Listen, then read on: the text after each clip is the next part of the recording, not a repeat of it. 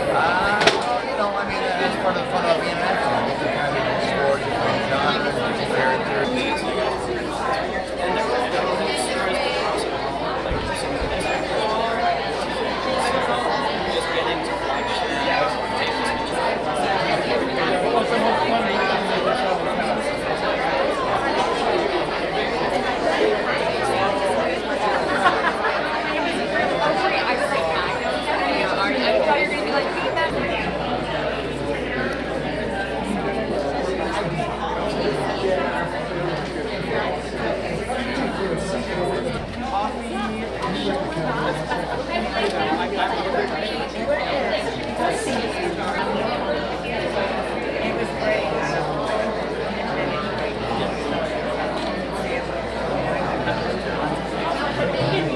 Well, it was the script. It was so beautifully written. The dialogue, the scenes, the surprises, the turns. It was very unexpected for me.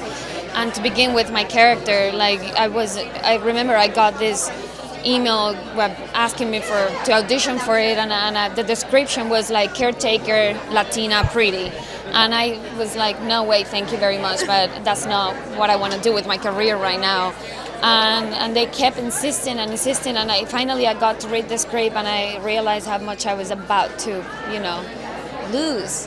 And it just made me see that, that description didn't make justice at all to the character, because it was such a beautiful part to play. It was such a strong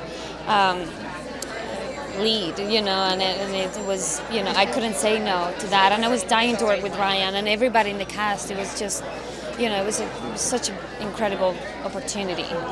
Well, Ryan's a fantastic director. I mean, that's half the battle when you're picking a script. It's not so much about what's on the page. It's more about who's actually the quarterback. And Rian is a proven talent, so any opportunity to work with someone of his caliber, you got to jump at it.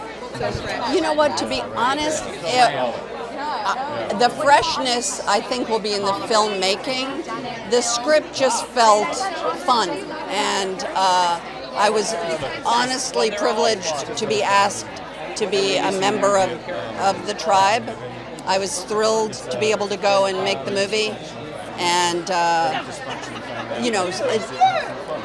the movie itself, it's all Rian, and he's just a very talented visionary.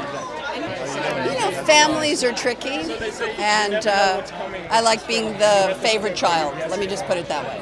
I just read it. It was funny. It was something I hadn't read something like that before, and I was just over the moon that he offered it to me. Well, just having such an amazing group of actors to work with, and everybody signing up for the tone of the movie and what it represents. So it was just one of those sort of bit of lightning in a bottle situations. Well, Rian is a brilliant director, but also obviously a brilliant writer. And the first contact you have as an actor is the script, which was so surprising. Each character was so perfectly drawn, complete, whole. And I just found my character hilarious. They kind of all are. They're all in a state of desperation, clawing at holding on to something that's not really theirs. But, playing a Californian lifestyle guru was so much fun. And when I first spoke to Rian, we FaceTimed. I was working on something else. I was in my trailer in LA, and he was already scouting in Boston, and he just said, I think you would have a lot of fun with this. And I just had to agree, and I really did. And he's also incredibly collaborative, and because we all hung out together, it felt very relaxed, and then I felt comfortable to improvise. So there was a lot of freedom in terms of just, it's a heated family situation, and there's a lot of arrows fired at each other, and that was fun to come up with that stuff. This was such a fun role to play because he's unlike anyone I personally know or that I've ever had to pretend to be. So it was really interesting playing with this character, and he's super unlikable, and he's someone that I hope to never be. But so it was really fun playing with that, and being someone that you're not really allowed to be, that you shouldn't be in real life, and you can kind of indulge, Yeah, it was an amazing experience, getting to know all these people and, you know, picking their brains about movies, and just we constantly were playing movie games and talking about film, and like Jamie and I bonded over The Godfather, and then just being able to watch them act, and it was such a great learning experience for me. It was amazing. I mean, we got to shoot in this 400-year-old family home just out of Boston, and we would like shoot scenes, and then we would go and hang out in the green room. And so we ended up spending like a lot of time together over the course of 6 weeks. So gradually the dynamic between, I mean, it's always different because you're playing characters, but there was such a true dynamic and kind of rapport between all of us that when we got to do the ensemble pieces, they were so spicy and fueled just because we already had that banter and that rhythm. The fun part about my character is that he's a kept man. I like that part, and he is part of this wildly dysfunctional family, and he carries his weight in the dysfunction, and it was a blast to play. It was just a blast.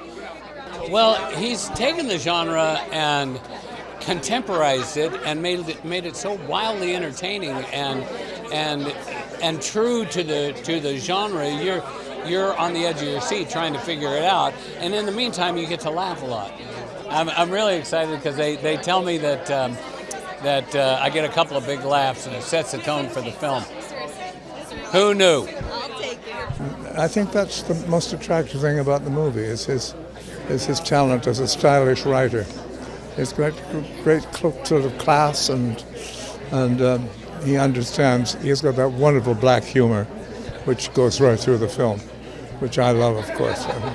Well, yes, he was a sort of fascinating old curmudgeon, which I like to play, and there are many levels in the writing that help him that make him versatile.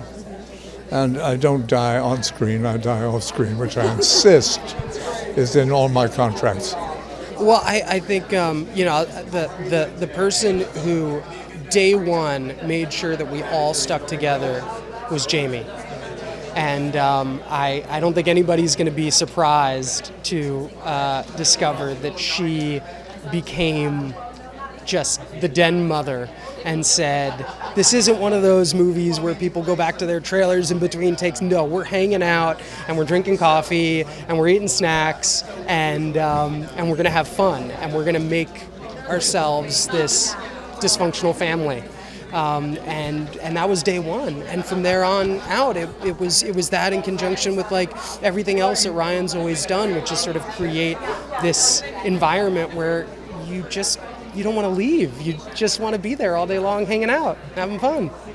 Well, one of the things that's great about TIFF is that it's the best of both worlds. It's this world-renowned film festival where every mover and shaker and person in my business is here ready to, make a deal and get excited. And it's also people from Toronto who were just the coolest, nicest people in the world who were, film lovers. And so I'm very excited to sort of share it with everybody. But I think it's a crowd pleaser. So I want to hear some laughter. I want to hear some reactions.